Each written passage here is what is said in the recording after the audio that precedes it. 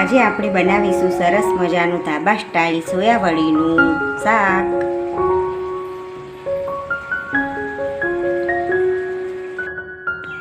આજે આપણે બનાવીશું સરસ મજાનું સોયાવડીનું શાક। તો તેના માટે મેં સોયાવડી લઈ લીધેલી છે। તો અહીંયા પાણી પણ ગરમ કરવા મૂકી દીધેલું છે મેં। સોયાવડીને પાણીમાં આપણે નાખી દઈશું જેથી કરીને શાક માટે તે તૈયાર થઈ જાય। 5-6 મિનિટ માટે આપણે એને ઉકળવા દઈએ। પાણી ઉકળવા લાગ્યું છે, તમે જોઈ શકો છો। આ સમયે આપણે એમાં થોડું મીઠું ઉમેરીશું। મીઠું ઉમેરવાનું કારણ એક જ કે સોયાવડી આપણી ફીકી આવતી હોય છે। તમે જોઈ શકો છો કે આપણી વડી બફાઈને સરસ તૈયાર થઈ ગઈ છે। સોયાવડીને બાઉલમાં કાઢી લીધી છે જેથી કરીને તેનું પાણી પણ નીકળી જાય અને ઠંડી પણ પડી જાય। તમે જોઈ શકો છો કે આ વડીઓ આપણી ઠંડી થઈ ગઈ છે, તો તેમાં આ રીતે આપણે પાણી નીકાળી દઈશું।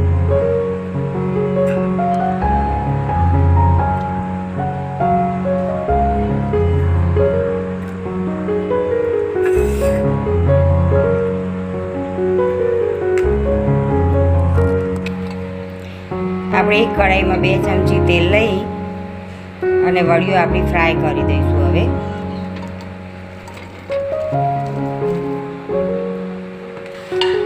2 મિનિટ માટે આપણે વડીઓને શેકી લઈશું જેથી તેમાં વધારાનું પાણી હોય તે બળી જાય। શાક બનાવવા માટે મેં અહીંયા પહેલેથી જ ડુંગળી, લસણ, આદુ અને મરચાંની ગ્રેવી તૈયાર કરી લીધી છે।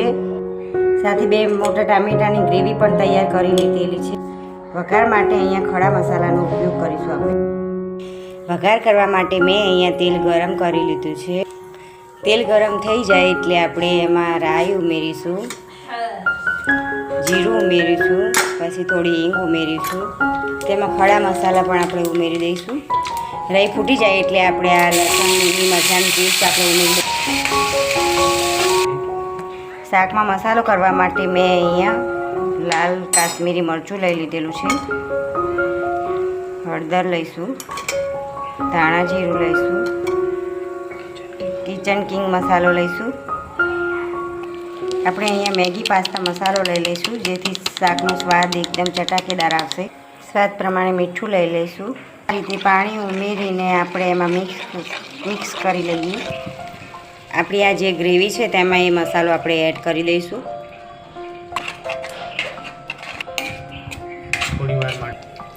થોડીવાર માટે મસાલાને આપણે ચડવા દઈશું।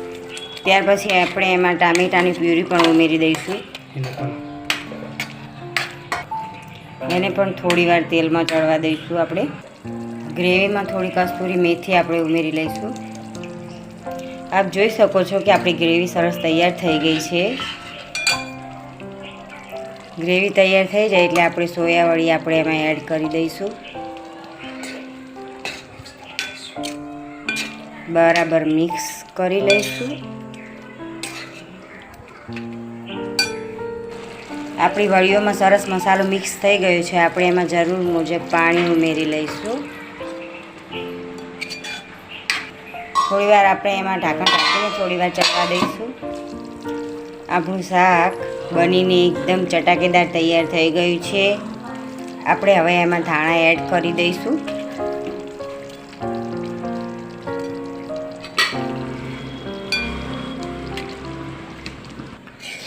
તમે જોઈ શકો છો કે ગ્રેવી સાથે સરસ મજાનું આપણું શાક તૈયાર થઈ ગયું છે। આપણે એને સર્વિંગ બાઉલમાં કાઢી લઈશું।